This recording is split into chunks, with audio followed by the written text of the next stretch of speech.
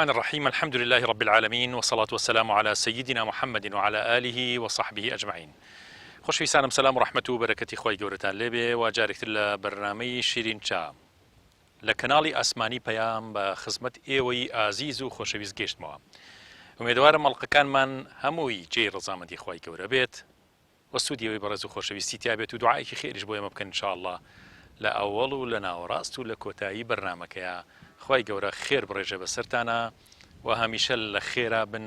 و عاقبەتتان بە خێر بچێ ئینشاء الله و سەرفرازی دنیا و قیامەت بن و لە هەموو دەرد و بەڵاو موسیبەت و ناخۆشیەک بەدوور بن. فەرمونە ئەڵقەیەم جارەمان.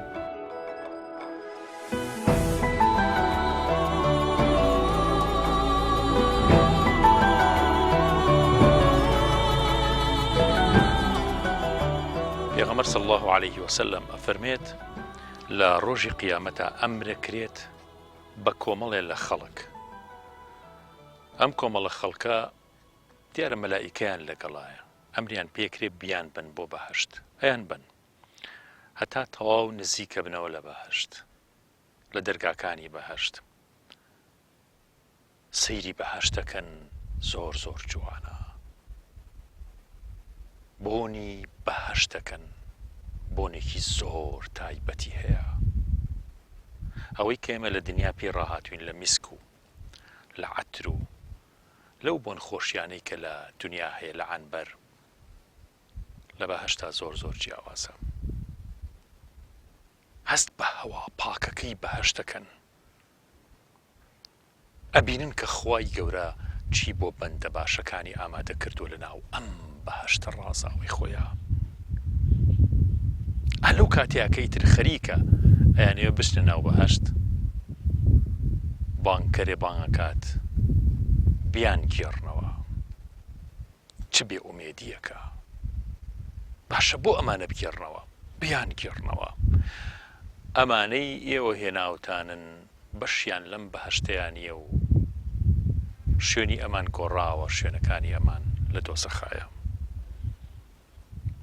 بە حەسرەتێکی زۆر زۆرەوە ئەیان گێڕنەوە.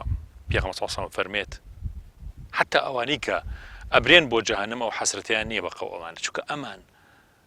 بەهەشتیان بینی، بۆنی بەهەشتیان کرد، خۆشیەکانیان بینی، ئەڵێن یا رەب العالەمین. هەر یەکەم جار ئێمە بخسایەتە ناو ئاگری دۆزەخەوە، بۆچی ئاوا یا رەب؟ بە ئەم سەواب و پاداشت و ئەم شوێنە خۆشانەی ناو بەهەشتمان نەبینیایە؟ ئەمەی کە بۆ دۆستەکانی خۆتە ئامادە کردووە ئیلاهە العالەمین ئەهوەنتر بوو یەکسەر ئێمە جەهەنەمەن بینیایە، ئاسانتر بوو بۆ ئێمە. خۆی گەورە فەرمێ ئەوە خۆتان ئەمەتان ویستووە. بزانین بۆ هۆکار چییە؟ مرۆڤ خۆی گەورە ئەم جۆرە تەعزیبە نەفسی ئەدا، دەرونی ئەدا پێش چوونە جەهەنەم. ئەم جۆرە کەسانە چیان کردووە لە دنیا؟ حەدیسەکەی حەزرەتی ڕەسوول الله صلی الله عليه وسلم ئەفەرمێت خۆی گەورە پیانە فەرمێ ئەزانن ئێوە چیتان کرد لە دنیا کاتێک بە تەنها بوون، خەڵوەتتان هەبوو، یعنی کەس چاوی لێ نەبوو سەیری ئەم لاولاتان کرد، کەس دیار نییە، لە ژوورە تەنهاکانی خۆتانە گوناهی زۆر گەورەتان ئەنجامدا وەکەوەی کە خوا ئاگای لێ نییە. ئێستا ئێوە جیا کراونەتەوە لەو کۆمەڵانن کە گوناهە گەورەکانتان بەدزیەوە کردووە، بەس لە بەرچاوی خەڵکاوە خۆتان پیشان ناوە، نە دز بوون، نە زیناکەر بوون، نە بەرتیل خۆر بوون، نە حرام خۆر بوون. جەستە و ڕواڵەتتان وا ڕازاندۆتەوە کە ئەم گوناهە گەورانە دەرنەکەوێ بۆ خەڵک. بروستان بە گوناهە گەورەکان کرد لە ژیانی خۆتانە و هەروەها ڕیاتانە کرد بۆ خەڵکی. ئەمە یەکێکترە لەو گوناهانەی کە ئینسان ئەباتە بەردەم دەرگای بەهەشت و بۆنیە کاتەوە گێڕنەوە بۆ دۆزەخ. ڕیاتانە کرد پەنا بەخوا، بەخلافی ئەوەی کە خۆتان بەخشیوتانە، یعنی ڕیاکار بوون و لە دڵاوە نەبوون، لە دڵا شتێکی تر بوون، بۆ خواتان ناکرد، نیەتتان خوا نەبوو، نیەتتان بەخشینی پارە و سامان نەبوو، نیەتتان ساڵحکردنی خەڵک نەبوو. خاڵێکی تر لە خەڵکە ترسان کە چی لە من نائەترسان. ئەمە چارە نووسانە. گەورەیی و جەلالەت و عەزەمەتتان بۆ خەڵک دانا، بیرتان نەبوو کە من ذو الجەلالی والئیکرامم، بیرتان چوویەوە. وەختی عەزەمەتی خوامان بیرچوو هەموو شتێ بە عەزیم سەیرەکەین هەموو کەسێکمان نەعوذ بالله لێ بێ بەخوا هەموو کەسێکمان لێ بێ بە گەورە پەنا بەخوا و هەروەها واستان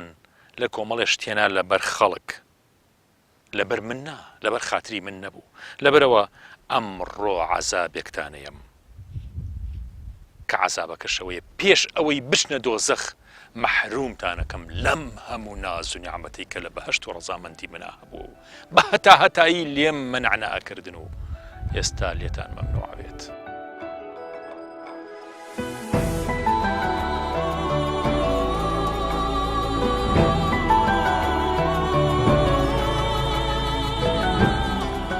پێغەمبەر صلی الله عليه وسلم لە فەرمودەیەکیا فەرمێت سەرەتای ئەم ئومەتی ئیسلامە بە زوهد و بە یەقین دەستی پێ کرد بەمە بناغیاندا ڕێژا زاهید بوون لە دنیا دنیاویست نەبوون یەقینیان هەبوو بە وعدەکانی خوا دڵنیا بوون لە وعدەکانی خوا بەس ئاخری ئەم ئومەتە کۆتاییەت بە بەخیلی و چروکی و دنیاویستی و هەڵپەکردن و تەماعبازیکی بێسنوور لەگەڵ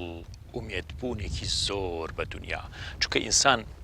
حتا ئومێدی زۆر بە دنیا نەبێت هەڵپەی زۆر نابێت بۆ دنیا حرامخۆر نابێت بەرچاوی تێر نابێت یعنی تێر نەخۆرە بێت لە دنیا ئەم فەرمودەی پێغەمبەر صلی الله عليه وسلم هەوڵ بین لە ژیانی ڕۆژانەمانە خاوەنی دڵێک بین کە قەناعەتی تیا بێت خاوەنی کاڵای ناوەوە بین خاوەنی نیەتێک بین کە ئەم نیەتە دەنگ و سەدایەکی زۆر گەورەی هەبێ لای خوای گەورە و بیسراوی لای خوای گەورە بێت چونکە نیەتەکان دەنگی هەیە بەس خوای بیستێت دەنگێکی زۆر گەورەی هەیە ڕەنگی هەیە ڕەنگەکەی لای خوا بینرێت مەلایکەکانەی بینن سەدا و بۆنێکی زۆر خۆشی هەیە بەس مرۆڤەکان نایبیستن و هەستی پێ ناکەن و بۆنی ناکەن لەبەرەوە یەقین و دڵنیایی گەڕانەوەی بۆ سنەتەکەی پێغەمبەری خوا صلی الله عليه وسلم زوهد لە دنیا واتە دنیا نەچێتە ناو دڵت واتە کاڵا نەبیت واتە نەبیتە ئەوەی کە نێچیری دنیا و دنیاویستان بیت گەڕانەوەی بۆ سنەتێکی عەمەلی و کرداری و حەقیقی و پڕ لە ناوەڕۆکی حەزرەتی ڕەسوول الله صلی الله عليه وسلم چەندێکیش بەلای بەخیلی و چروکی و دنیاویستی و حەز و ئاواتەکانی دنیایە بڕۆیت چەندێک دنیاویست بیت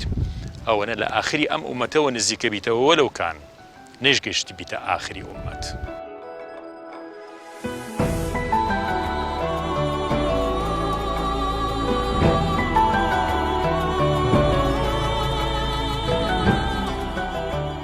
خۆشەویستان ئەوەی کە بینیتان بە ژلوبەرگی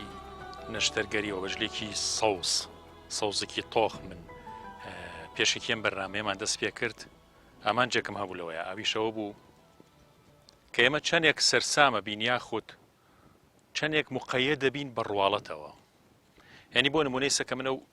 حادیسە جوانم هی پێغەمبەری خوا صلی الله علیه و سلم پێشکەش کردووە بە ڕێز و خۆشەویست چەندی ئێوە سەرنجتان چووە سەر جلوبەرگەکە و ڕەنگە و توێژیشتان لەسەرەوە کردبێت بۆ چی ئەم جلێ لەبەرایە ئەوە چییە لە بەریایەتی زیاتر لەوە ینی زۆرترینی سەرنجتان چووە سەر جلوبەرگەکە سەر ڕواڵەتەکە نەچووە سەر ناوەڕۆک نەچووە سەر قسەکان ئێمە زۆر زوو سەرنجمانشێتە سەر ڕواڵەت ناچێتە سەر ناوەڕۆک مەبەست و ئامانجی من لەم بەرنامەیە ئەمەیە بۆ واین هەمومان واین منیش وام تۆ وایت ئەوی تر وایە پێغەمبەر صلی الله عليه وسلم دەفەرمێ إن الله لا ينظر إلى أجسامكم ولا إلى صوركم ولكن ينظر إلى قلوبكم لفرموديك تريشهاتوا وإلى أعمالكم يا أعمالكم خواي قورا سيري جستا جلوبرك هيئت منصب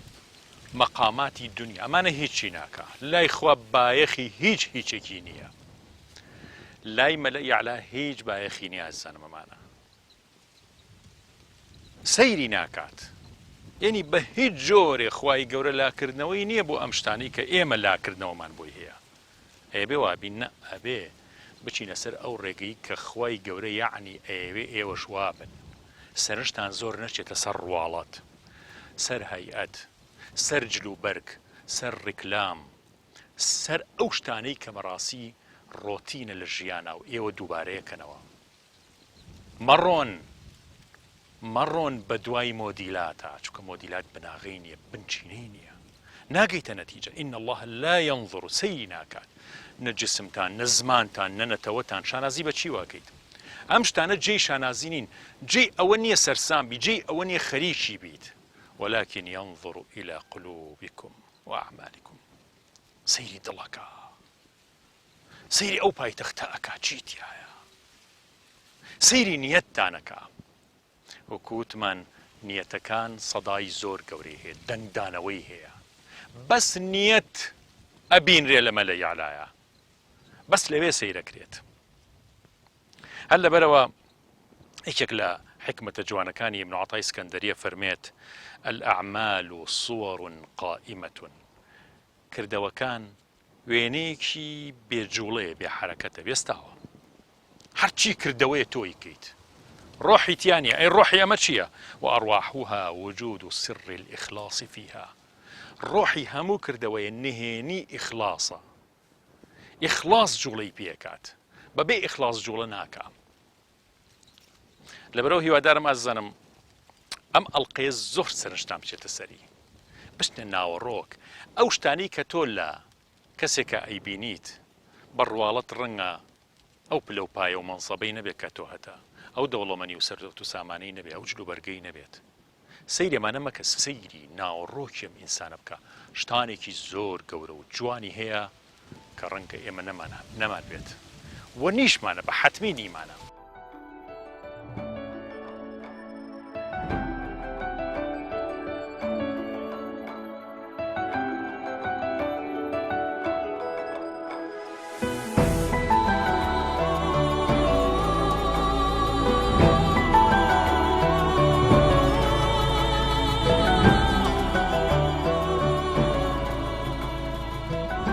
بەناوی خۆی بەخشندە و میهرەبان، دەستخۆشی لەوەی بەڕێز دەکەم چون و باسکردنیان بابەتانەیەکێکە لەو باسانەی کە ئەمڕۆ لەوانێک و پێویستێک و زەڕوتێکی گەورە وابێ. پێغەمبەری خوا عەلەیهی سڵات وسەلام لێرەدا ڕێنموویەکی زۆر گەورەمان دەکا، یا بڵم ئاماژە بۆ معنایەکی زۆر زۆر گەورە دەکا. ئەویش ئەوەتانێک کە بۆ دیەکەی ئینسان ئەم شکڵۆشیەوەی کە هەمانەوە، ئەم دیکۆری کە هەمانەوە، ئەم پۆشاکە قیمەتی ئێمە، بەهای جەستەی ئێمە، بەهای بوونی ئێمە بە خودی بوونی جەستەکەمانەوە نییە، نەبەستراوەتەوە بە خودی ئەم هەیکەلەی کە ئێستا من دەبینم. ئەگەر هەیکەلێک قۆز و جوان بوو لەگەڵ هەیکەلێکە ئەگەر ناشرین بێ، هەیکەلێک ئەگەر پۆشاکەی زۆر زۆر تازە بێ، هەیکەلێکە پۆشاکەی تازە نەبێ، هەردووکیان لە میزانی خوای گەورەدا یەکسانن. بەڵکو جاری وا هەیە ئەوەی تریان کە پۆشاکی ناشرین و قەڵب و لەوانەیە ناشرینیش بێ زۆرتر ڕێزدارتر بێت لەوەی کەوا پۆشاکی جوانی هەیە. بۆ چونکە شتێکی زۆر گرنگ هەیە کە ئێمە لە یادمان نەچێ، ئەگەر ئەوە لە ئینسانە نەمێنێ، مرۆڤ لەگەڵ دارێکا فەرقی نییە، مرۆڤ لەگەڵ بەردێکا فەرقی نییە، مرۆڤ لەگەڵ مەخلوقێکی ترا کە هیچ وەزیفەیەکی تری گردوونی جگە لە خزمەتکردنی ئینسانی لەسەر نییە، جیاوازی نییە. ئەو لایەنەش لایەنێکە پێتر لایەنی عیرفان، لایەنی ڕۆح، لایەنی هەست و نەست، لایەنی بیرکردنەوە، لایەنی سۆزداری، لایەنێک کە پڕە لە معریفە، پڕە لە ناسین، پڕە لە خێر، پڕە لە چاکە، پڕە لە خۆشەویستی بۆ بەرامبەرەکان. ئەگەر ئینسانەکان ئەم لایەنە ئیهمالکەن، وەکو قورئانی پیرۆز کە دەرباسی منافقینەکە فەرمێ وإذا رأيتهم تعجبك أجسامهم. ئەگەر کاتی ئەیان بینی جەستەی ئێوان سەر سوڕەهێنێ، ئەوە جەستەیەکی جوان و ڕێک و قۆز و ترتیب کراویان هەیە. ويقولوا تسمع لقولهم، قسە بکەن قسەکانیان نەستەق و جوانن، هەر گوێ ڕادەگری چووکە سەرنجی ڕاکێشن، بەڵام کە ئەنەهم خوشب مسەندە. لە واقع ئەگەر سەرنج بێ ئەوانە خۆک و دارێکی بڕاوی وشک چۆن بە دیواری هەڵێ پەسێری کە وشک بۆ تۆ بەتەنها خۆی ڕناوەسێ ئیلا پێویستی بە پشتگیرەکەیە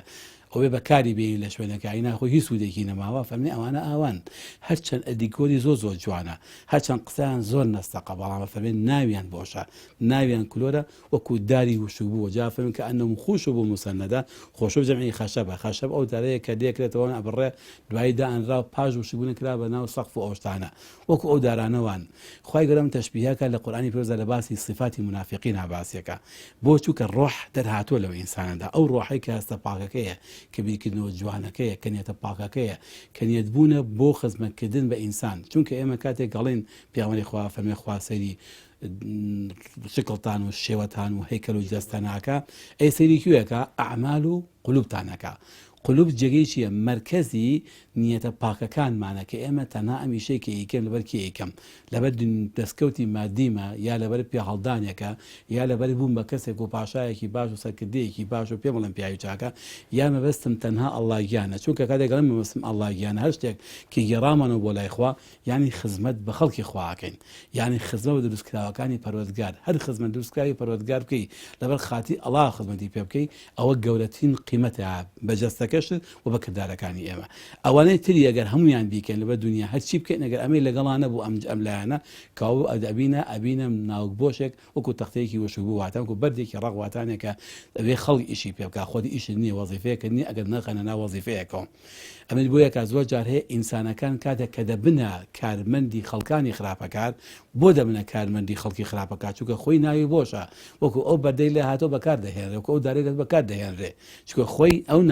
ناخە جوانەی کە بێ بووی وایە ئەوە سەجوانە کە بێ بووە ئێستا پێی نەماوە دەبێتە کاربەدێ دەبێتە مەسەن بەرکاری کەسێکی تر کە ئیشی پێکا بۆ کارومارێکی خۆی مەبەستێکی خۆی جگەلەوە دیسان ئەم فەرموودەی پێغەمبەری خوا عەلەیهی سڵاتو وسەلام ئاماژە ئاکا بە بابەتێکی زۆر گرنگ هەر لە بابەتی کرداوەکانی ئێمە و کاری ئێمە لەکە ڕۆژانە دەیکەین گەورەبوونی ئینسان لە ناو خەڵکە بە شکڵ و هەیبەت و بە بۆدێل و بە کەشخەیی لوت و سمێڵ و نازام دەموچاوی نییە پێغەمبەری خوا عەلەیهی سڵاتو وسەلام فەرموودەیەکی هەیە کە ئەم مقایەسەمان بۆکەم دەفەرمێ جارێکیان دانیشتە و پێغەمبەری خوا لە مزگەوتا بووە یا لە شوێنێکا فەرمێ پیاوێک هات ذو شارەتین خاوەنی شتێکی بڵێ نیشانەیەکی جوان و هەیکەلێ لێ بوو پێغەمبەری خوا پرسیاری کرد لەوەی تەنیشتی فەرمی ڕات چییە بەرامبەر ئەم پیاوەتی وەڵڵی ئەمە پیاوێکە ئای خۆزگا ئەگە بەهاتە داوای کچەکەم کچەکەی بەیتێگەر قسە بکە لە هەشتێکا قسەی قبوڵکە ئەگەر چی بکە شایستەی خۆی جوگە پیاوێکی بەقیمەت و بەقەدەر دیارە پاش ماوەی پێش تێپەڕی پیاوێکی فەقیرۆکە هات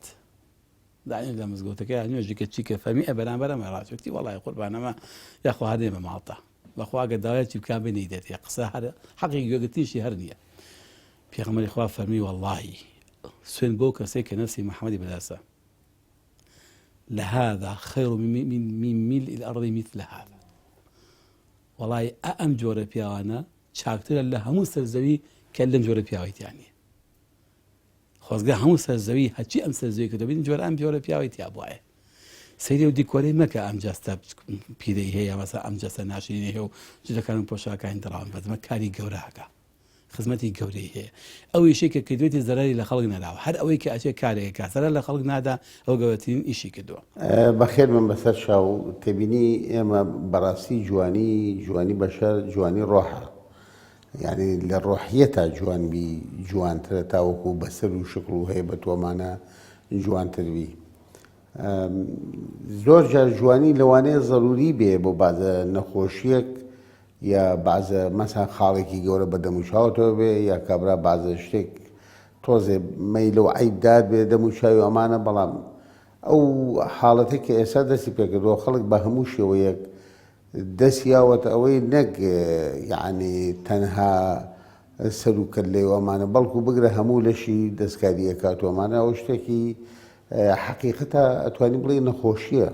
نەخۆشیگە پێوتێت دیزمۆرفیزم یعنی نەخۆشەکە رازی نییە لەو شکڵی کە هەیەی شکل جوان نییە خۆی ڕۆح ئەبێ جوان بێ زۆر جارتۆیەکە گەبینی بەسەر و شکل لەوانەیە یعنی خۆشەویست نەبێ بەڵام کە وەختێ دەمەکاتەوە حەزەکەی بەجێ نەیەڵی یعنی حەزەکەی هەر بە دیاری و دانیشی ئەو قسەت بۆ بکە ئەمە جوانی ڕۆحەتە دیکابراوەتی نەوەکو جوانی سەر و شکڵ ئەمانە سەر و شکڵ و هێبەتی خەڵک بە ژل و پۆڕە ئەمانە جل شەد نییە یعنی ئیلا ئەبێ جلی مارکە بێت ئیلا ئەبێ جلەکانی وابێت وەمانە بۆ بەعزە کەسێک هێبەت مەسەن بڵێن مامۆستایەکی دینی جلی دینی لەبەرەکە بەم هاوینە گەرمە عەبایەکی گەورە لەبەرەکات و تەڕبوش وەمانە بۆی خەڵکەکە کە ئەیبینە بزانێ ئەمە مەلایەکی دینیە ئەگەر ئیستیفسارێکی هەبوو یا نەوعی لە احترامی کرد یا ئەمانە تەقدیرەکە ئەوەیە ئینە خۆی مەسەلەن من کە نەشتەرگەریەکی گەورە ئەەکەم بۆ نەخۆشێک نەخۆشەکە بەعزەژار شتێکی زۆر بەسیتم بۆ هێنێ ئەو شتە بەسیتە کە بۆم ئەهێنێ تەقدیری لای من شتێکی زۆر گەورەیە لای ئەو لەوانێ بەس من هەز دەکەم کە تەقدیری ئیشەکەمی کردووە ئەگینا مادی نییە یعنی خۆی پێزانینەکە پێزانینێکی مادی نییە بڵێ ئەو هێناویەتی من محتاجەوە نیم بەڵام حەزەکەم بۆم بێنە وەکو چۆن جارێکیان هەر خۆش ئاگال لێیە ئەو وەختە من وەزیری تەندروستی بووم هاتمەوە سەرداری عملیات وتی وا سپاس و پێزانینێکم بۆ نووسی سەردار لە عملیات بوو ئەگەر ئەو وەختە بیرە بێتەوە ئێمەش لە عملیات بووین وتم وەڵی سەردار خۆ تۆ لەوانەیە بە کاڵتە باسیکێ بەس من زۆرم پێخۆشە چونکە تۆ بزانی کە یەکێک لەگەڵ تا ئیژەکە سپاس و پێزانینی تۆکە شتێکی زۆر گەورە و گرانە و ئەمانە و خۆی حەقیقەتەن ئیشی دکتۆری ئەگەر بێت و ئەو ناحیە ڕۆحیانەتەی تیا نەبێ کە ئێمە وەکو دکتۆر کە ئیشەکە ئەکەین بەو شەوەیە نەبێت یعنی لەزەتی تیانی و یەکێکە لە ئیشە زۆر ناخۆشەکان بەڵام مهمترین و خۆشترین شت لە ئیشی دکتۆریا ئەوەیە کە یەکێک چاکەکەیتەوە سپاسە دەکا هیچ شتێ نابێ بەو سپاسێکات کە پارەت بداتێ هەر نابێ بەوە گەورەترین هەدیەت بۆ بێنێ هەر نابێ بەوەی کە سپاسێکە بۆ کا بڵێ دەستێ خۆش بێ سپاس تۆ توانیت یارمەتی من بێ هەرچەند خۆی مان و مردن بەدەست خوایە و شفاش هەر لە لای خوایە بەڵام احتیمالە ئێمە وەسیتێک بین من جارێکی تریژ یعنی ئەمەم باس کردووە ئێمە وەختێک ڕامان کردبوو لە کۆڕەوەکە لە هیوێ بووین شەو یەکەم شەو کە گەیشتینە هیوێ ئەو وەختە ماشەڵای لێوێ وشکە ساڵی نەبوو وەکو بەلیزمە بارانە باری قڕولیتەیەکی زۆر گەورە بوو پیاوێک هاواری کرد کە ژنەکەی مناڵی بووە لەو دەشتە بەڵکو یەکێ بڕوە یارمەتی بە بێڵاشەکەی نەهاتووەتە دەرەوە من ماڵەوەم لەگەڵا بوو بەڵام ئەو حامیلە بوو و حەوت ڕۆژیش بوو هیچی ساحتمان نەکرد بوو زۆری لا بوو وتم تۆ ئەتوانی بڕۆی وتی مام قڕویلتە من هەر ناتوانم بڕۆم من خۆم ڕۆشتم بەدەست بەبێ دەستکێش وێڵاشەکەم لابرد و بە قڕولیتە بەڵێ ئەکید ئیسفادە هەیە ئاویش نەبوو دەست شوێی هەر بە لافاوەکی لافاوی قڕولیتەکە دەستەکە ماشتووەمانە یعنی خۆی ئەمانە هەمووی من ئێستاش ئەو خەڵکانەی کە لەو وەختە بینی و من کە لە کۆڕەوەکە بینی و من یا وەختێک طبعا باسی چەند جارێکی باسی کابراکی هندیم کردووە دکتۆرێک کە ویسی بڕۆ بۆ مؤتەمەرێک جەوا بوو کە نەیتوانی بە تەیارە بڕوە بە سیارە ڕۆژ لە ڕێگا زروفەکە وای لێ هات کە بڕوە بۆ ماڵی تاقە ماڵێکی پیرێژنێک بوو لەو شاخە مناڵێکی هەبوو پیرێژنەکە کە عملیاتی فەقەراتی ئەویست ئەو عملیاتی فەقەراتە بۆی نەکرا بوو ئەو دکتۆرەش کە ڕۆشت بوو خۆی دکتۆری فەقەراتەکە بوو کە وایبی عملیاتەکەی بۆکە دوای ئەوەی کە لێ پرسی بۆچی عملیاتت نەکردو ئەو وتی ئەمە من وەختی خۆی ویستم ئەم عملیاتیکەم لای دکتۆرێک کە پارەیەکی زۆری ویست بە بێپارەیی نەمەتوانی کە بڕۆم لەوێ عملیاتەکە بکەم ئەو دکتۆرە کە ڕۆشوو بۆ ماڵەکە حقیقەتەن بە سۆدفە و قەزا و قەدەرە ئەوە بوو کە بوای عملیاتەکەی بکردە لەو سەرۆکە گەڕایەوە ڕۆژ مناڵەکەی بر لەگەڵ خۆیان بۆ نەخۆشخانەکە عملیاتەکەشی بۆ ئەنجامدا خۆی ئیشی دکتۆری ئەگەر ئەو ئینسانیەتەی تیا نەبێت ناکرێت جوانی ڕۆحی ئەگەر ڕۆح جوان نەبێ هەزار جات بە جلوبەرێک هیچ کەسێ زۆر جوان نابێ وەسەر و شکڵیشێ بپێوی ئێستا تۆ زۆر عجایبە لە بازارە زۆر کەسە بینی لوتی هەمووی وەکو یەک وایە دەموچاویشی هەمووی وەکو یەک وایە خەریکە بچمیشیان وەکو یەکیان لێبێ یعنی خۆی دنیا بەوە جوانە هەر یەکی لە شکڵێک بێ و خۆی لە ئەساسا خوا هەموو کەسێکی بەناو ئەی خەلق کردووە بێ وا بمێنێتەوە ئەگەر ڕێکە دەوێ لە 1 بلیۆنە 2 کەس نییە پەنجەمۆری دەستیان وەکو یەک وا بێ. ئەو احتیمالێکە هەیە ئەڵێن لە بلیۆنێکە احتیمالە 2 کەس ڕوو بدا، بەڵام یانی ئەو دوانەیە کە لە سکی دایکیشیە یێتە دەرەوە ئەوانیش پەنجەمەریان وەکو یەک نییە. لەبەرەوە تۆ ئێسقانێک نییە لە لەشە لە ئێسقانەکەی تر بکە هیچ زەلامێکی دێت هەیەکی بەنەوەیەکە تۆ بتەوێ وەکو من وابی یا من وەکو تۆ وابم قەت ڕوو نادات. لەبەرەوە فەرقەکەمان ئێمە نەک هەر لە شکڵایە بێت ئەبێت لە ڕۆح یانەتا هەبێ و ڕۆحمان جوان بێ باشتر تا سەر و شکڵمان. احتیمام بەونەوە قەینەکە ئینسان ڕێک پۆش بێت جوان پۆشیش بێ، بەڵام نەک جوان هەیکەلەکە بەو شێوەیە دەستکاری کرابێ. مرۆڤ بەخششی زۆری پێدراوە بە چاکەیە کە ئەیکات مەیلی نیەتی دڵی پیشانەدات زیاترێکی لە دەست نایەت. خۆی گەورە دەفەرمێت إنما نطعمكم لوجه الله لا نريد منكم جزاء ولا شكورا. دەبێت ڕێگاکانی دڵ بکرێتە یەک ڕێگای مستەقیم و زەمانی یەکلابوونەوە دەربخەین و نەهێڵین لە هەوا و هەوەسەوە بگلێت. ئاخر مسافر و مهاجر تەنها بە نیەت جیا دەکرێنەوە. لا تبطلوا صدقاتكم بالمن والأذى. پێغەمبەر صلی الله عليه وسلم دەفەرمێت لە دینداریدا ئیخلاست هەبێت عملێکی کەم فریاتەکەوێت و ڕزگارتە بێ. حەزرەت صلی الله عليه وسلم دەفەرمێ هەچ کەسێک ئەم دنیاە بەجێ بهێڵێت لەسەر ئیخلاس و خواپەرستیەکی بێخەوش و نوێژ و زەکاتی ئەدا کردبێت بە ڕەزامەندی خواوە دنیا بەجێ دەهێڵێت.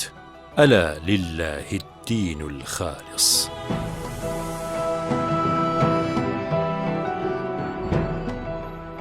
پیاوێکی دیندار بۆ منی گێڕایەوتی من کرێکاری مەکرد ڕۆژانە بەردەستی وەستایەکە ئیشی وەستایە دەگەڵ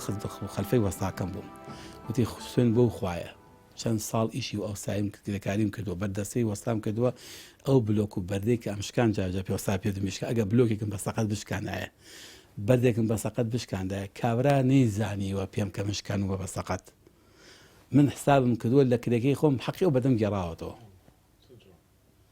بیرم لەوە کردوەوە بۆ تومە ئەگەر ئەم پیاوە بەخۆی نازانێت من هەڵام کردووە هەموو ڕۆژێکە دوو بەرزەرم دابێت سیان دەماسم نەمانکە چەند بەردەکات 5 بەش 10 بلۆک 20 بلۆکە 20 بلۆکە باچانەیە تومە ئەوە نەخاتری من بێ لە تومە خاتری منە ئەمەم گێڕاوەتەوە بە خاتی ئەو نەقسێکە کە دوومە ئەمە چی دروستیەکە یخۆ گونجێ چەندی کرێکایەتی شەبێ ئەویش وانەکە ئاسن بیر لەوە نەکاتەوە وەساکە خۆشی بیر لەوە نەکەوێتەوە ئەمە ئەو ناخەپاکەیە کە پێغەمبەری خوا ئافەرمی وێنێ ئەمانە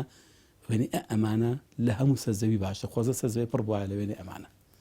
هەزاران پیاویترمان هەبێ قیمەتی ئەم پیاوانەی نییە بۆیە کە ئەم فەرمودەی پێغەمبەری خوامان گێڕێتەوە بۆ ئەو لایەنە ڕەضا ڕەحمەتی خوای لێبێ وەکو ئەو زانایی کە ئێستا لەم سەدەمە باسی وەکاڵێ دنیای جیهانی مادیگەرایی وای کردووە لە ئینسان کۆمەڵە ئینسانێکی هێناوەتە ناو خەڵکەوە ڕۆحی لێ سندووە لایەنی معنەوی لێ سندووە بۆتە تەنها ئینسانێکی مادیگەرە عینە ڕۆبۆتێک واتانێ ئەوە ئەکا کە پێ وتراوە ئەوە ئەکرا کە پیشانی دراوە ئەوە ئەکا کە ئێستا خرەتە بەردەمی بۆیە ئەڵە ئەگەر مرۆڤ بەم شێوازە لێ گەڕێن پاش 50 ساڵی تر لەسەر زەویدا ژیان هەراسانە بێ حەز لە ژیان ناکەیت چوو بەدەست مرۆڤ گیرە خۆی بەدەست مرۆڤ خۆمانە گیرە خۆین پێغەمبەری خوا فەرمانە سەڵبەیەک ئافەرمێ سەیری جەستەتان ناکە خوای گەورە ئێسەری کێمانەکە قیمەت و بەهای ئەم جەستەی منە بەو نیەتەمەوەی کە منە کۆمەڵکەوە ئیشەی پێ یەکەم من لەو شوێنەی کە دەژیم چی قیمەتەدا بە پۆشاکەکەی من خودی پۆشاک و جوانی پۆشاکەکە نییە خودی ئەو کردارەیە کە ئەم جەستەی من بەو نیەتە پاکی کە هەیەی ئەوێ بە عەمەل بۆیە کە پێغەمبەر فەرمێ عەقل و عەمەل چونکە ئەگەر هەموو جا خەڵک توی مامۆستا ئەگەر دڵم پاک بێ با نوێژش نەکەم خۆی ئەگەر دڵت چاک و پاک بێ حتمما کاری خێر قەت لێ دوا ناکەوی نیشانە گەورەکە بۆ ڕاستەقینەی دڵپاکی و چاکیەکەی تۆتان لە چێدا دەکەوێت لەوایە کە من ئینسانێکم بەردەوام کاری چاکم هەیە ئینسانی نیەت پاک ئینسانی خێرخواز ئینسانی خۆشەویست ئینسانێک کە مەسەڵەن خەڵک و خوای خۆشەوی خەڵکی خواشی خۆشەوێ بەردەوام حەزەکە خێری بۆ خەڵک هەبێ قەت لە کاروانی خێرا دوار ناکەوێت بلاش بن گوجێگە کابێ حەزەکە پەنجێ بەجێ بێڵێ وەلەو کان کەلیمەیەکیش بێ وەلەو کان وشەیەکیش بێ وەلەو کان تەنها فەرمی پێغەمبەری خوا فەرمی بیشقی تەمرەش بێ ئەگەر لەتە دەرخومایەکیش بێ حەزەکە بیبەخشێ بچووترین ئەزغەرترین شتێکە لە دنیا لەوانە قیمەتی نەبێت لە لای ئێمە بەڵام لای خوای گەورە قیمەتی زۆرە مادام لەبەر خاتی خوا کردوێتە ئەمە بەڕاستی معنایەکی جوانە بۆیە کە ئەمە تەسویرێکە بینەوە جیهانە مادیگەرایەکە ئەمڕۆ دنیای مادیگەرای ئەمڕۆ مرۆڤێکی سەدحی دروستەکە لە ژیانە تەنها هەڵپەکە بەس بۆ پێش چوونە پێشەوە و خۆقستنە دەرخستن و بەبێ ئەستێریکردنەوەی کە تۆ قیمەتت لەکوێیە نرخ و بەهای خۆم لەکوێ بینمەوە ئەی باشە منێک کە بوونم هەیە لەم دنیادا سپێنە جێکی خۆم تۆڵکە بە چ معنایەک فەڵم کردووە چەند معنایەک لە شوێنی منە ئێستا دوای من ئەبێتە تەمسیلی من چی من ڕواندۆ لەسەر زەویە دوای ئەم ڕواندە ئەم بەرهەمەکە بێ جێدەستی من پەنجەمینی پێوە دیار بێ ئەوە گرنگە بەڕاستی لە ژیانی ئینسان بیکە کە پێغەمبەری خوا عەلەیهی سەڵام ئاماژەکە لەم فەرموودەیە کردەوە بەبێ نیەت کێشی نییە لای خوا ئەبێ نیەت هەبێ یعنی ئەبێ بۆ خوای بکەیت ئەبێ گەورە بێ کێشانەکە بیخوێنێتەوە و هەروەها نیەتیش بەبێ کردەوە بە زۆری کێشی نییە هەندێک جار کێشی هەیە تۆ نیەتت هەیە کە مزگەوتێ بکەی بەڵام دەسەڵاتە نییە بیکەی خێرێ بکەی بەس ناتوانانی بیکەیت ئەواتە خوازیە گەرە و پارێم هەبوایە ئەم نیەتە نا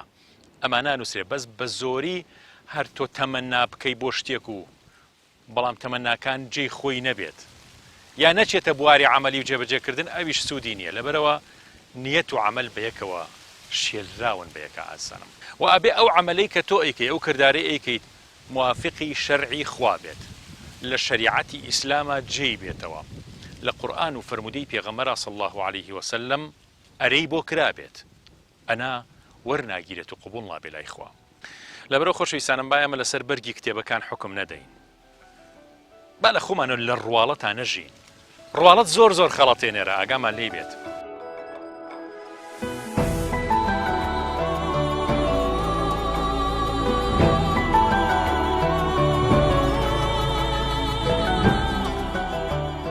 خۆی لە ئەساسە ئێمە لە سنفیەکی کولێر تۆ باوین ڕۆشتون ئێمە ئەم برادرانەی دکتۆر ئیسماعیل و دکتۆر مژدە و دکتۆر مستەفا و ئەمانە بووین هەموو ڕۆشتبوون ڕۆشتین عەریزەمانە دکتۆر حەمەنووری و کە شتێکە بوو ئێسکان موقەتیان پێوە یعنی بۆ ئەوەی بتوانی تا ئەمە دەرەشێ بۆ قبولکردن لە قسمی داخلی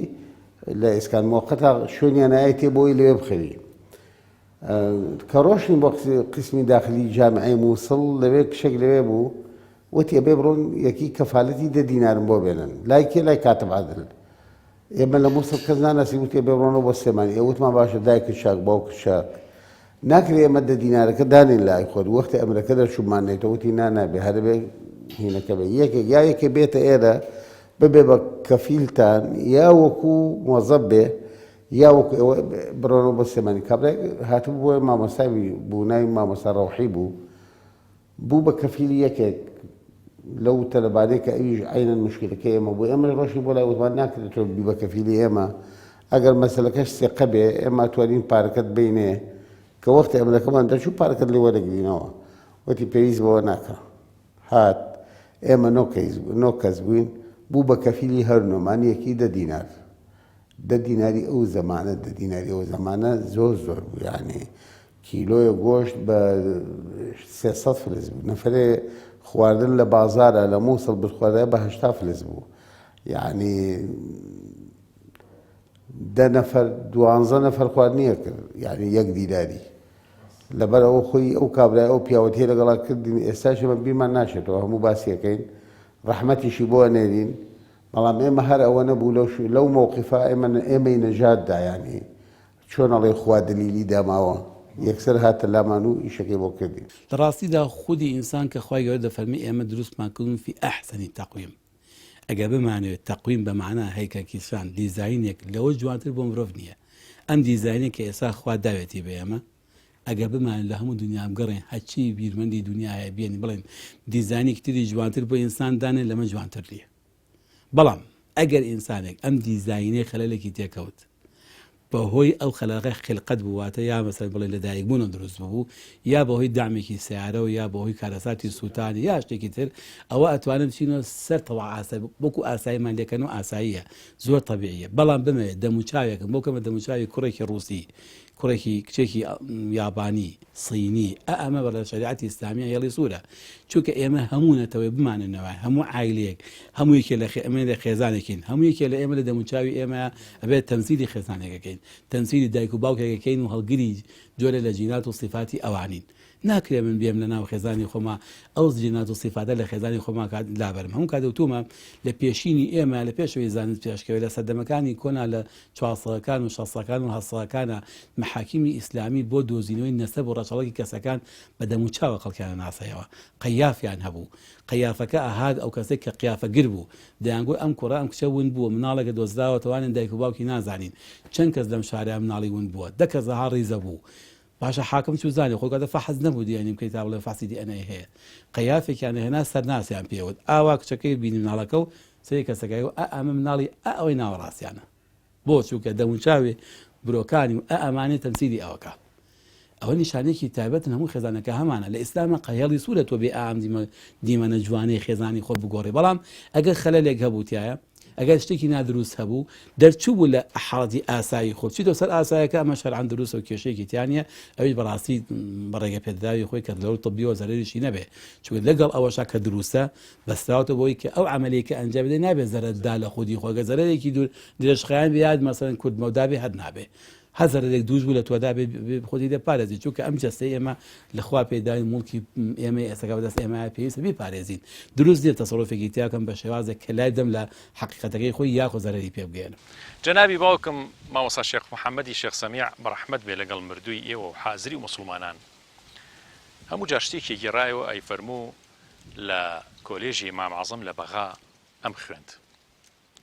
تەلەبە بووین دەرسی تەفسیر مامۆسایە پێوتین مامۆساکەمان ناوی دکتۆر محەممەد نەدا بوو خەڵکی میسر بوو یەکێک بوو لە زانا زۆر زۆر باش و زۆر بە تەقوا و زۆر زاهید و خواناسەکان تەنانەت تەلەبە کوردەکان زۆر زۆریان خۆشەویست دائیمە لەگەڵ ئێمە یاکۆ بوویەوە کوردی زۆر خۆشەویست ئێمەی کوردیش هەموو فەقیر و ینی خەڵکی بێدەسەڵات و خەڵکێکە ئەو کاتەش باسی حەفتاکان ئەڵێ بەڵام ئەم مامۆسایە خۆشەویستی لەگەڵ ئێمە هەبوو محەبەتی لەگەڵ ئێمە هەبوو تەنانە سەردانیە کردین خۆشەویستی و محەبەتی زۆر بۆ دەرەبڕین دەرزی تەفسیری پێوتین ڕۆژێکیان گەیشتینە سورەتی حجرات و تەفسیری سورەتی حجراتی بۆ کردین کە خۆی گەورە فەرمێت يا أيها الذين آمنوا اجتنبوا كثيرا من الظن إن بعض الظن إثم خۆتان بپارێزن ئیمانداران لە گومانی خراپ لە گومان دائیمە لە دەوری ڕواڵە تا سوورەتەوە ناچێتە ناوەڕۆک باوکم فەرمووی لە پێشەوەی وتی با پێشەوەی تەفسیری ئەم ئاەتتان بۆ بکەم شتێکتان لەسەرم ئاەتە بۆ باس بکەم من کە ناوم مامۆسانەدایە هەروکو چۆن ئێستا لە عێراق و لە کۆلێژی مام عەزەم دەرزەڵێمەوە بە هەمان شێو لە وڵاتی سوودانیش محاضر بووم لە کۆلێژی شەریعی ئەوێ دەرسمەوتەوە ساڵانی ڕابردوو جارێکیان ویستم نامەیە بنووسم بۆ ماڵەوەمان لە میسر نامەکەش ئەو کاتە بەریت لە شوێنێک بوو لە جسرێک لە سەر جسرێکەوە ڕۆشتی بۆ شوێنێکی تر جسرەکە نیوەڕۆ بوو گەرم بوو چۆڵ بوو نە سیارەی لێبوو نە خەڵکی لێبوو هاتوچووی زۆر کەمتیا بوو منیش بەسەر جسرەکە ڕۆشتم لەم بەری جسر بوو ئەو بەری جسر زۆر دوور بوو بەڵام ئافرەتێکی گەنجی جوانم بینی لەگەڵ کوڕێکی گەنجی زۆر جوان بەیەکەوە وەستا بوون ئافرەتەکە زۆر ڕووی لە من نەبوو بەس گەنج بوو زانیم کە گەنجە کوڕەکە زۆر جوان بوو زۆر گەنج بوو بەرامبەری بوو قسەیانە کرد بەیەکەوە منیش هەل لێرەوە کە ڕۆشتم هەل لە خۆ خەتەرە و خەیاڵاتێکی شەیطانی خراپ چوە دڵم وتم ئەبێ ئەم دوو گەنجە ئێستا مەوعید بۆ کێ دابنێن ئەبێ باسی چی بکەن ئەبێ باسی خۆشەویستی چۆن بکەن ئەبێ باسی ئەوە بکەن کە چۆن کەی بەیەک بگەن مەوعیدی چی دابنێن بۆ یەک ئەڵێ ئەم خەیاڵانە هات بمێشکمە لە دڵی خۆمان ڕقم هەڵسا بوو وتم سەیری لە عالەمی ئیسلامی سەی چۆن بە ئاشکرا خەڵک مەوعید دانێ و شت دانێ ئەڵێ ئەمە ئەهات بە دەرونی منە ئەڵێ ڕواڵەتی ئەم دوو کەسەش ڕواڵەتێکی خراپ نەبوو بەس گەنجێک بوو نەڕیشی هەبوونەی چیە بوو بەڵام من خەڵەتام بەو ڕواڵەتەی کە لەوێ بینیم هەتا گەشتمە ئاستی گەنجەکە و ئافرەتەکە کوڕەکە و کچەکە لەم بەرەوە من وەستام و لەو بەرەوە ئەڕۆشتم من لەم بەرەوە ڕۆشتم ئەوان وەستا بوون یەکسەر لێوە بانی کردم وتی مامۆستا تم بەڵێ وتی ئاوالام کردەوە وتی أعوذ بالله من الشيطان الرجيم يا أيها الذين آمنوا اجتنبوا كثيرا من الظن إن بعض الظن إثم وإن هذه أختي وتی کە ئەم ئاەتی خوێندەوە ماوەسا قورئانە فەرمێت ئاگدار بن گومانی خراپ مەبن. گومانی خراپ زۆربەی هەڵەیە، زۆربەی وانە. ئەمەی کە لەگەڵ ماوەستا و خوشکمە، خوشکی دایک و باوکیمە، ئەڵێ ئەم مامۆسانەدای ئێوە لە تەریقیە ئەو سەرە دامخست نەچوم دەسی ماچکەم، ئەم لای ماچکەم، ئەم گەنجە مسڵمانە چۆن خوا ئەم ئیلهامی خستە دڵی کە من ئەم خەتەرە خراپە هاتۆ بە دڵما، من ئەم گوناها خەتەرە خراپە چی بوو هاو بە دڵی منە؟ بۆچی ئێمە خاوەنی خەیاڵاتی باش نین؟ بۆچی تەفتیشی خەیاڵەکانی خۆمان ناکەین؟ هەڵە سرم داخست هەتا بەرید نەوەستام. اینجا تەفسیری ئاەتەکەیان بۆ کات. لێرە ئامانج لەم بەسەرهاتە کە بۆ ئێوەی گەڕایەوە ئاز و خۆشەویستانم ئەوەیە کە بەڕاستی ئایا ئێمە ڕۆژانە چەند خەتەرە و خەیاڵی خراپ بە دەروونمانایەت بەهۆی ئەو ڕواڵەت بینیەی کە لە ژیانە هەمانە، بەهۆی ئەوەی کە ئێمە بووین بە سەطحی، یعنی ئیمانداری سەطحین، مسلمانی سەطحین، ناوەڕۆکمان نەماوە، نیەتمان زۆر کەم هەیە، تەفتیشی نیەتەکانمان ناکەین، دەستدا ناگرین لە دڵ و ڕۆحمانە، ویزگەدا نانین بۆ خەتەرە و خەیاڵەکانمان بڵین ئەمڕۆ نابێ ئەم خەتەرە و خەیاڵانە بە دڵما بێ. وەختێ تۆ شتێکە بین یەکسەر خەیاڵی خراپەکەی نا. ئەی بۆ پێغەمبەر صلی الله علیه و سلم فەرمێ ئیلتەمیس لأخیک 70 عذرا، 70 عذر بۆ مسلمانەکە بێنرەوە، بۆ ئەو کەسە بێنرەوە کە تۆ شتێکی لێ بینی. لەبەرەوە ئەم بەسەرهاتانە و ئەم ناوەڕۆک بینیە با بگەڕێتەوە ناومان تا مەردایەتی و ئەخلاقی جوان و هەڵس و کەوتە بەرز و نمونە بەرزەکانی ئیمانداری و مسلمانەتی و کوردەواری پێشینی خۆمان بێتەوە ناومان و ئەم ڕواڵەت بینی و دنیاویستی و سەطحی بوونەی کە تووشمان بووە نەمێنێ لە ژیانمانە. پێغەمبەر صلی الله عليه وسلم دەفەرمێت وەختی خوای گەورە ئەوەڵین و ئاخرینی مەخلوقاتی لە جامی قیامەت و حەشر جەم کرد، ئەو ڕۆژەی هیچ گومانێکی تێدا نیە و لەسەر ڕێگای هەمووتانە. لەو عەرەزاتە بانکەرێ بانگەکات، هەرچیەک لە کردەوەکان یا شەریکی بۆ خوا هێنایە ناو کارەکانی، با داوای پاداشت لەوان بکە. خوای گەورە دەوڵەمەندە و پێویستی بە شەریک و هاوڵ نییە. هەروەها حەزرەتی ڕەسوول الله صلی الله عليه وسلم لە فەرمودەیەکی تردا دەفەرمێت لە ئاخرینی زەمانە ئوممەتەکەم دەبێتە 3 گرۆه و تاقم، بەشێکیان بە ئیخلاس بۆ خوا عیبادەتەکەن، بەشێکیان بۆ ڕیا عیبادەتەکەن و بەشێکیان بۆ ئەوە بە دین و عیبادەتەوە نان و دنیا و پلە و پایە بەدەست بێنن کە خۆی گەورە لە قامی قیامەت کۆیان نەکاتەوە بەوەیان کە دینی بۆ دنیاویستی ویستووە دەفەرمێت بە عیززەت و جەلالی خۆم سوێن تێم و پێتەڵێم مەبەست لە عیبادەت و دیندارەکە چی بوو؟ ئەو کەسە داماوە شەڵێت بە عیززەت و جەلالت یا ڕەب من بۆ دنیا دینداریم پیشانەدا و دنیام پێکۆ کردەوە. خۆی گەورەشە فەرمێ سوود لێ نەبینی بیبن بۆ دۆزەخ. بەوەیان دەفەرمێ کە ڕیای کردووە بە عیززەت و جەلالی خۆم سوێندت ئەدەم مەبەست لە عیبادەتی من چی بوو؟ ئەوی شەڵێ بە عیززەت و جەلالت یا ڕەب من بۆ ڕیایە عیبادەتی تۆم کرد، بۆ تۆ نەبوو. حەق تەعالاشە فەرمێ هیچی تۆ بەرز نەبۆتەوە بۆ لای من، نەگەشتۆتە لای من، بیبن بۆ ئاگری دۆزەخ. بەوەشیان کە عیبادەتی بە خاڵیس و پاکی بۆ خوا کردووە دەفەرمێ بە عیززەت و جەلالی خۆم مەبەست لە عیبادەت و دینداری چی بوو؟ خۆی گەورە ئاگداری هەموو حاڵەکانیشە. ئەویش دەفەرمێ بە عیززەت و جەلالت یا ڕەب تەنها لە بەرخاتری تۆ بوو، هەرچیم کردووە مەبەست و قەست و نیەتم ڕەزامەندی تۆ بووە. یا ڕەب لە هەموو کەس باشتر تۆ دەزانی. خۆی گەورەش دەفەرمێ بەندەکەم ڕاسەکات بیبن بۆ بەهەشت.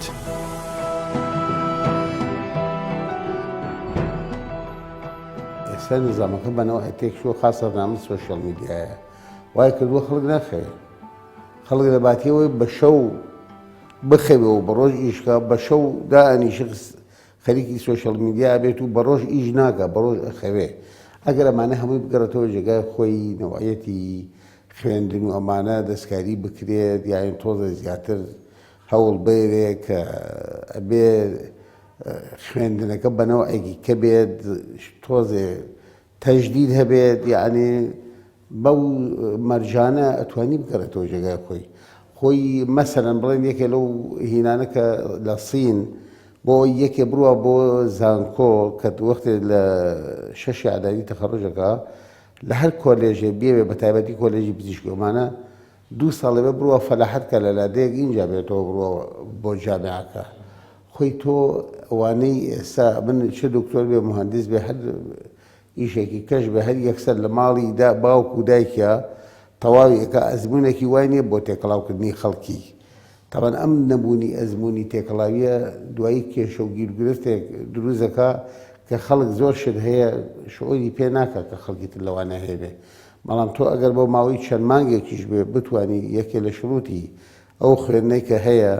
بڕۆیتە دەرەوە لە لادەیەک یا دەرز بڵێتەوە یا ئیشێکی خۆبەخشی بکەی یا بە بەلاژ ئیشکێ بۆ خەڵکی بۆی خەڵکیش ببینی و خەڵکی بناسی و خەڵکیش تەقیم بکەی کە چۆن ئەبێ قسەی لەگەڵا بکەی بەوە لەوانەیە بگەڕێتەوە یانە هینە بەوە ناگەڕێتەوە کە ئێستا هەیە کاکە ئەزانیشی تۆ حیسابی ئەوە بکەی من جارێ 6 ساڵی کولیە لە مووسڵ بووم لە قسمی داخلی خەوتوم لە جامعەیەکی تریش خوێندومە کە سلێمانی نەبووە دووهەم ئەسکەریم کردووە 3 ساڵ و نیو شتێکی لەو بابەتە سێهەم بۆ دیراسات عولیا لە بەغا 4 ساڵ خوێندومە و 4 ساڵ لە بەغا بووم کە گەڕاومەمانە بەڵام قوڕا و ئەریافیش منتەقەی چوارقڕ نەبووم تقریبان ساڵ و شتێک لەو منتەقەیە ژیاوم ئەو ساڵە 3 ڕۆژ هاتوومەتەوە سلێمانی من ئەوە نەبوو وەکو ئێستا یعنی هەفتەی 4 سەعات دەڕوا گوایە ئەمە دەوامە ئەوە خۆی بەڕێی منەوە دەوام نییە دەوامی دکتۆر مانگی 30 ڕۆژە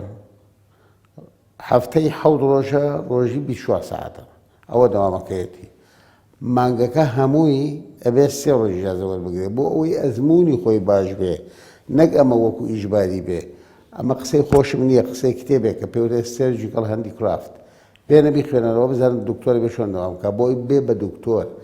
دکتۆر تۆ بێت لە ئێش و ئازاری خەڵکی بزانی خۆ دکتۆرەوە نیە تەنها حەڵەکان بنووسێ بۆ خەڵکی ئەبێ دانیشە قسەی لەگەڵا بکە ئەبێ یارمەتی بە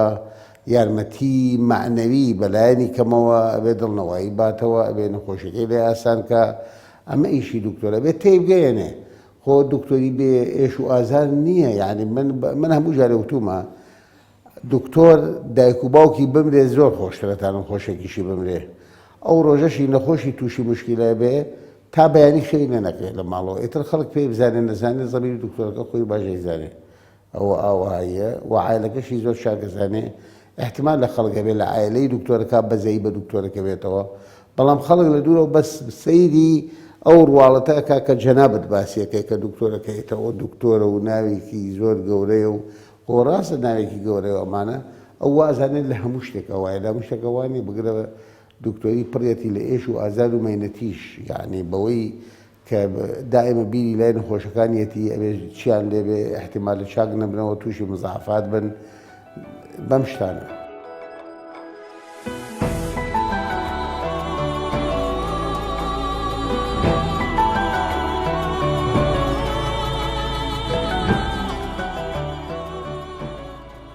ئەم شوێنەی ئێمە بەرنمەکەی تیا وێناگرین و ئەم بەرنمەی ئەم شەوی ئێوەی ئازوو خۆشەویستی تیا ئاماداکەین چەند شوێن ئەبینیت ینی لە هەر 6 مەترێکە لە 10 مەترێکە شوێنی ئاگردانێک و شوێنی خێزانێک کە لەوێ دانیشتون ئاگریان کردوتەوە سەیرانیان کردووە 20 ساڵی ئەم شوێنە حسێب بکە بیژمێرە 20 ساڵ لەم 20 ساڵات چەند کەس لەم منتیقەیە لەم شاخ و داخەیە سەیرانی کردووە ڕەنگە 100,000 200,000 300,000 کەس لێرە سەیرانی کرد بێ کوان بەس ئاگردانەکان بە سارد و سڕی ماوەتەوە ئێمەش ئاوە مسافرین لەم دنیا خۆشەویستان مسافرین ئامانج و ینی مەبەستێکە خوا ئێمەی بۆ هێناوە بۆ ئەم دنیا ئێمەی هێناوە بابی دۆزینەوە زۆر ئاسانە خوا خۆی پیشانی یاوین آخر 124,000 پێغەمبەری خستووەتە ڕێ تا ئەممان پێ بڵێ کە ئێوە مسافرن هەروەکو و خەڵکی کە ئێستا لێرە ئاگرەکانیان سارد بۆتەوە ڕەنگە ئەو شوێنی کە ئاگردانە شوێنی سەدان کەس هەزاران کەس لەوێ ئاگری کرد بێتەوە و سەیرانی کرد بێ ڕۆشتی بێت کێ خۆی بە خاوەنی زانی کێ خاوەنێتی ئێستا دە بەخوا ئێمەش لەم دنیا هەر ئاوانە ئەوەنە خاوەنی ئەم دنیاین و ئەوەنەش تیا ئەمێنینەوە چکە کورتە ماوەکەی ئێمەش با ئاگامان لە خۆمان بێت.